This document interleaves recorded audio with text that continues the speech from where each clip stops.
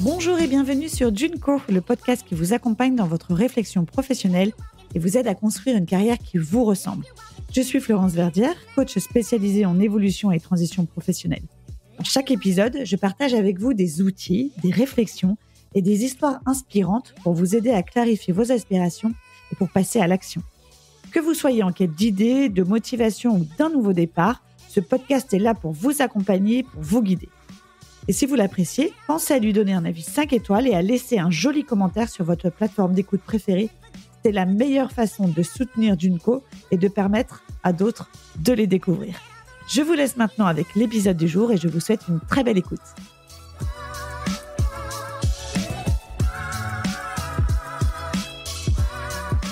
Bonjour à toutes et à tous et bienvenue dans ce nouvel épisode de Junko. Alors, un nouvel épisode en solo, mais aussi un tout nouveau format, puisque aujourd'hui, je vous propose un mini-atelier sur la thématique « Maître du mouvement dans sa vie professionnelle, par où commencer ?» Je vais vous accompagner à travers 3 étapes dans cet épisode pour initier un premier pas, un début de mouvement pour commencer tout en douceur à faire bouger les lignes. Alors, maître du mouvement dans sa vie professionnelle, qu'est-ce que ça veut dire concrètement ? Eh bien, c'est relancer une dynamique choisie. Le mouvement chez Junko, c'est pas un sprint, c'est pas un grand bouleversement obligatoire, c'est la décision de remettre de la curiosité et du choix dans son travail. Et avant de plonger dans le vif du sujet, j'ai une annonce importante à vous faire. Les inscriptions pour la prochaine édition de mon coaching de groupe Junko, qui démarre le 13 octobre prochain, sont officiellement ouvertes. Il n'y a que 3 places. Si vous écoutez après cette date, sachez qu'un nouveau groupe démarre tous les 2 à 3 mois. Et si un accompagnement plus personnalisé vous parle davantage, je propose également 1 à 2 places par mois pour des accompagnements individuels.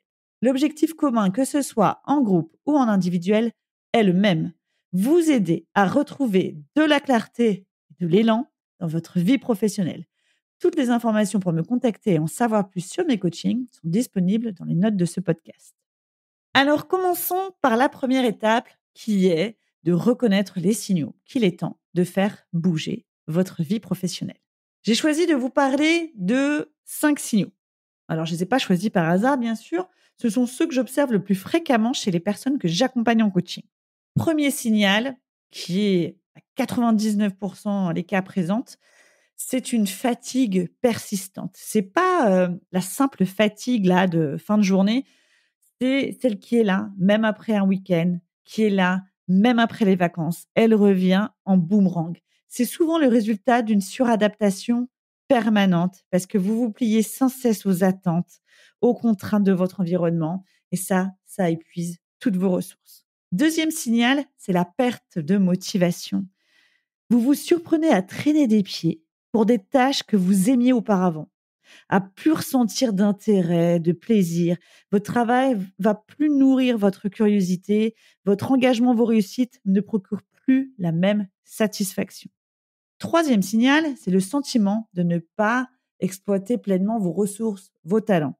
C'est pas compliqué, vous sentez que vous êtes en sous-régime, que du coup, vous n'allez pas complètement optimiser tout ce que vous savez ou tout ce que vous pouvez faire. Quatrième signal, c'est le décalage avec valeur. Ça, c'est un signal qui peut se manifester, par exemple, avec un sentiment d'injustice, avec des malaises face à des pratiques commerciales, écologiques ou stratégiques de votre entreprise qui viennent heurter vos convictions d'aujourd'hui. Le dernier signal, c'est le stress permanent. Vous êtes sous tension constante, même pour des tâches simples. L'anxiété, l'irritabilité ou la sensation d'être submergé deviennent pour vous une norme. Alors, si un ou plusieurs de ces signaux vous parlent depuis plusieurs semaines, c'est que votre vie professionnelle vous dit quelque chose d'important. Et la bonne nouvelle, c'est qu'on peut agir en faisant quelques réajustements. Passons maintenant à la deuxième étape, faire le tri dans vos priorités. Maintenant qu'on a identifié ces signaux, il faut savoir par où commencer. Et pour ça, je vais vous proposer un exercice très simple, très efficace. C'est la roue de la vie professionnelle. Alors, soit vous prenez un carnet, des stylos, soit vous téléchargez dans les notes de ce podcast le support que je vous ai préparé pour faire cet exercice. Et je vous explique tout de suite comment on va procéder. L'idée, en fait, c'est de prendre du recul sur votre situation dans son ensemble. On va pas juste dire non, mais j'aime pas en fait mon travail, j'aime plus mon travail. Mais on va aller regarder tous les aspects de votre vie professionnelle pour voir ce qui mérite votre attention en priorité. Ce qu'on va faire, c'est que je vais vous citer 8 domaines de la vie professionnelle, 8 thématiques, 8 aspects de votre vie professionnelle. Et on va faire ça en 2 temps. Le premier temps, vous allez donner une note de satisfaction à ce domaine entre 1 et 5. Le 1 étant la note minimale, le 5 la note maximale de satisfaction. C'est une note que vous allez donner dans un premier temps sur votre situation actuelle. Dans un second temps, vous allez donner une seconde note qui correspond au niveau de satisfaction que vous voulez atteindre. OK? Donc, je vais vous citer les 8 thématiques. Pour chaque thématique, vous donnez une note de satisfaction entre 1 et 5 de votre situation actuelle et de celle que vous souhaitez atteindre. Premier domaine à évaluer, c'est l'impact et la contribution. Est-ce que vous avez le sentiment que votre travail a du sens pour vous? Est-ce que vous vous sentez utile? Je vous laisse mettre les 2 notes entre 1 et 5 de l'impact et la contribution. Une note pour votre situation actuelle et une deuxième note pour le niveau de satisfaction que vous souhaitez atteindre. Deuxième domaine, c'est le salaire et les avantages. Est-ce que vos revenus, que ce soit en rémunération ou autre avantage, correspondent à vos attentes et à la valeur que vous pensez apporter? Je vous laisse noter les 2 notes. Troisième domaine, c'est l'environnement humain. Comment ça se passe avec vos collègues, votre hiérarchie? Est-ce que l'ambiance vous convient? Donc l'environnement humain. Quatrième domaine, ce sont les apprentissages.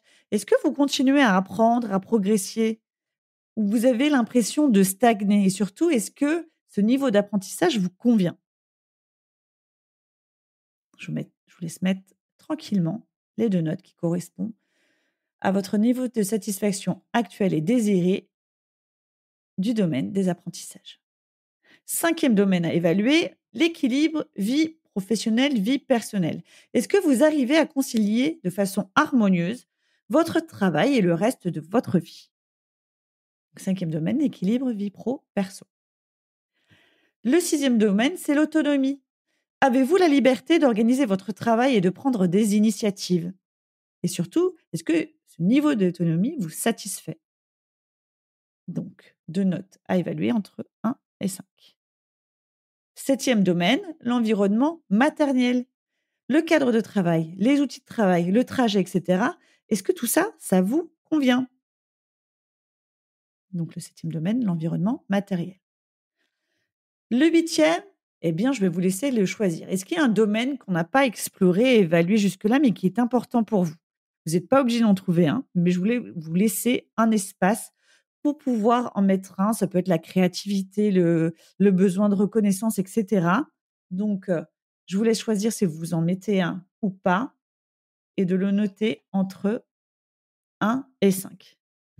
Maintenant, arrêt sur image. Je vous laisse regarder les domaines et les notes que vous avez mis à chacun des domaines.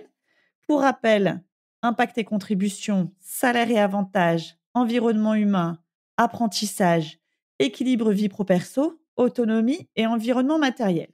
Vous allez regarder en fait les écarts les plus importants dans chaque domaine entre vos notes actuelles et désirées. Eh bien, ces écarts les plus importants, ce sont vos priorités. Par exemple, si dans le domaine équilibre vie pro-perso, j'ai mis un niveau actuel à 2 et que moi, ce que je veux, c'est 5, eh ben, c'est un fort écart. Et peut-être que dans les autres domaines, il n'y a qu'un point d'écart. Eh ben, je vais prioriser l'équilibre vie pro-perso. Donc, vous allez en choisir 2 maximum pour la suite de l'exercice. C'est sur elles que vous allez concentrer toute votre énergie pour initier le mouvement. Passons maintenant à la troisième étape.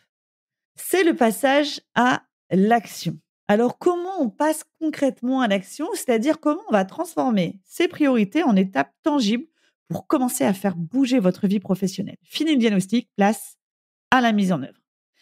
Pour ça, j'utilise une méthode qui s'appelle la méthode KISS. K-I-S-S. Le K pour Keep, le I pour Improve, le S pour Start et le deuxième S pour Stop. C'est simple, mais alors c'est terriblement efficace. Vous allez prendre l'une de vos 2 priorités identifiées avec la roue de la vie professionnelle et vous allez vous poser donc 4 questions. On va reprendre les 4 lettres du KISS. Le K pour le Keep, c'est qu'est-ce que je garde? Qu'est-ce qui fonctionne déjà bien dans ce domaine et que je veux absolument maintenir? Deuxième question à se poser, c'est le I de KISS, Improve, c'est qu'est-ce que j'améliore? Qu'est-ce qui marche déjà, mais qui pourrait être encore plus optimisé? Troisième lettre du KISS, donc le Start, c'est de vous poser la question, qu'est-ce que je commence? Quelles nouvelles actions je dois mettre en place pour aller vers cette priorité? Quatrième lettre, le S de Stop, c'est qu'est-ce que j'arrête? Qu'est-ce qui ne me sert plus ou qu'est-ce qui mérite d'être arrêté aujourd'hui? Donc 4 questions, qu'est-ce que je garde? Qu'est-ce que j'améliore? Qu'est-ce que je commence et qu'est-ce que j'arrête?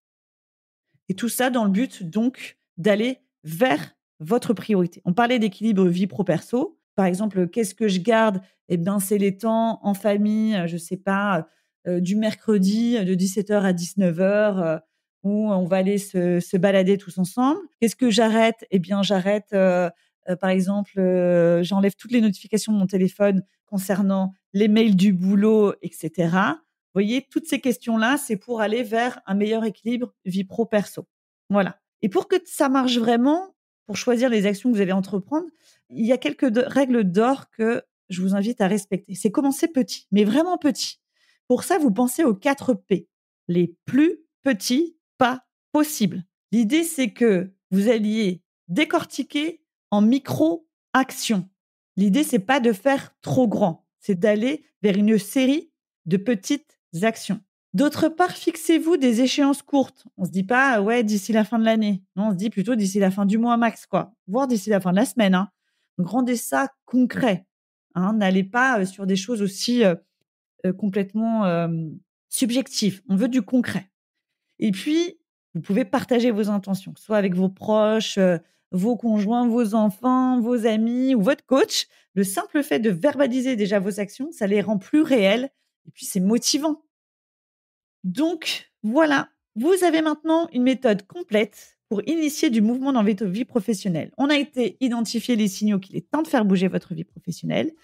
On a été clarifier vos priorités grâce à la roue de la vie professionnelle. Je vous rappelle que vous pouvez trouver le support en visuel dans les notes de ce podcast. Et on a transformé tout ça en action concrète grâce à la méthode KISS.